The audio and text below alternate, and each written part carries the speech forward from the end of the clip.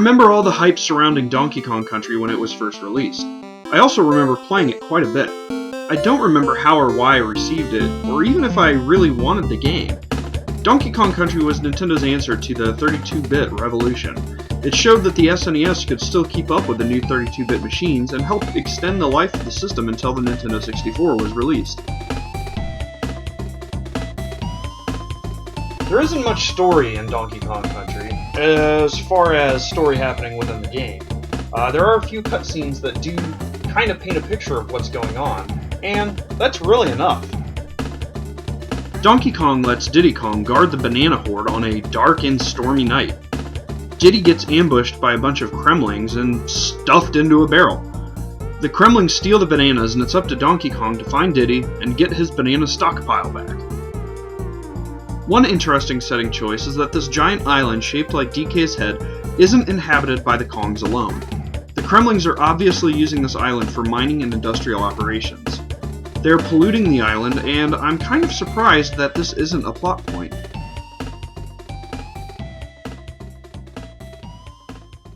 I think the setting choices in Donkey Kong Country really give us that industrial pollution is bad trope seen throughout the 90s, especially in early 90s cartoons like Captain Planet and the Planeteers and the Toxic Crusaders. There are several characters introduced in this game. Donkey Kong is your main character and the son, grandson, whatever, of the original Donkey Kong from the arcade. Diddy Kong is Donkey Kong's little monkey buddy who tags along for this adventure. He is also playable. Cranky Kong is the original arcade Donkey Kong. He provides advice for our heroes throughout the game. Candy Kong is Donkey Kong's girlfriend and saves your game. That ape is too sexified.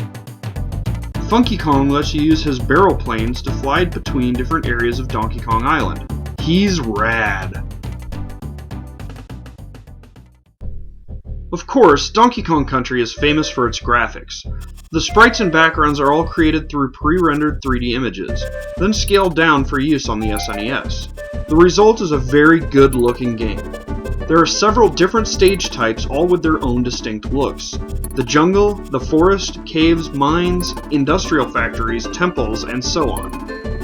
The one thing I noticed when playing this game, and games like it, are that it looks a lot better when using the SNES than it does using emulation. Using emulation just brings out all the blemishes that are hidden when using a composite or S-video cable. This was also true on my Retron 5, but I have since sold that, so I can't show you it here.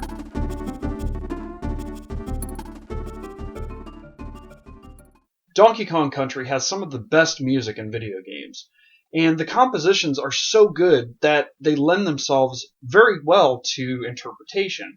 And some of my favorite video game covers done by fans are of Donkey Kong Country and its sequel, and you should check a couple of these out.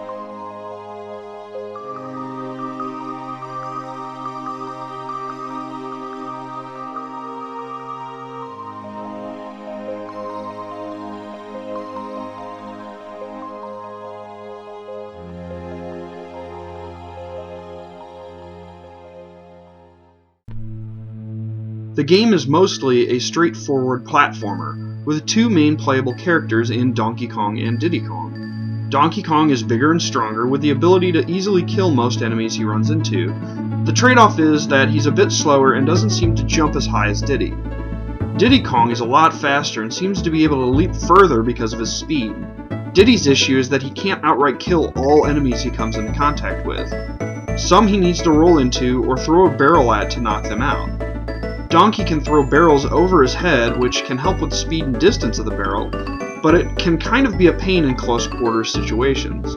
Diddy Kong holds the barrel in front of him, which can act as kind of a shield and also makes finding secret areas a bit easier. Donkey Kong and Diddy will sometimes receive the aid of other animal friends. Rambi the Rhino, Winky the Frog, Engard the Swordfish, Espresso the Ostrich, and Squawks the Parrot. Rambi gives you the ability to charge straight into enemies and stomp on enemies that are normally impervious to being jumped on, like the Hornets. Rambi can also open secret areas with his charge. Winky lets you jump a lot higher and allows you to jump on Hornets as well. Engard makes water levels a lot more bearable, as he can ram his nose into enemies to take them out. Espresso allows you to travel a lot faster, and can even glide in the air for a short period of time, but you can't jump on any enemies when riding him or her. Squawks just gives you a lantern in dark levels, and turning back and forth rapidly will give you seizures. There are a ton of secret areas in this game, and if you are able to find every single one of them, you'll get a 101% completion rate. And if you do that, I think you get a slightly different ending where Cranky Kong says something just a little bit different. But unfortunately, I was unable to make that happen this time because it's really hard to find them all, and I really didn't want to have to cheat and look online or in a strategy guide to find out where everything was. The gameplay in Donkey Kong Country comes under fire whenever people try to find negative aspects of this game.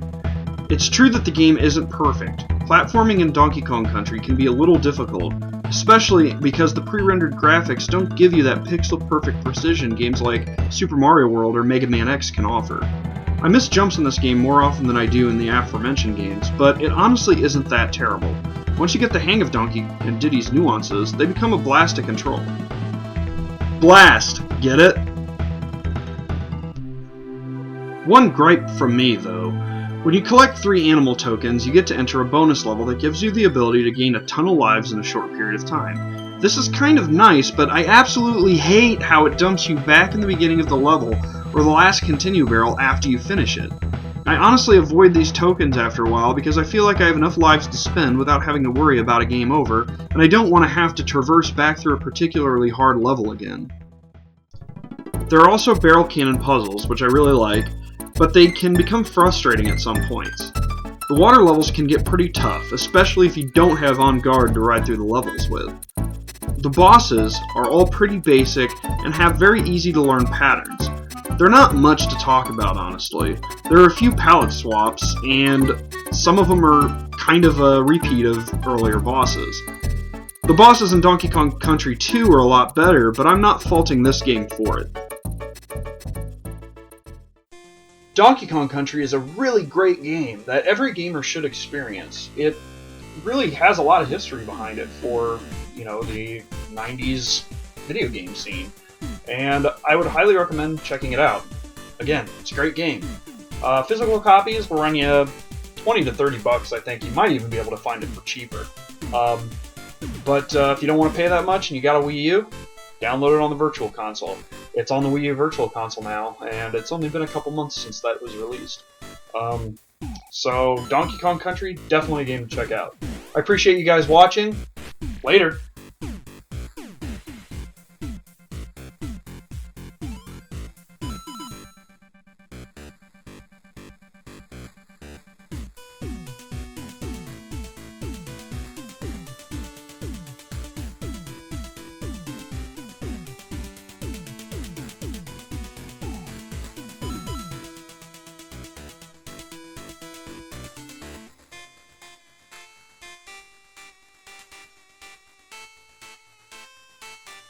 You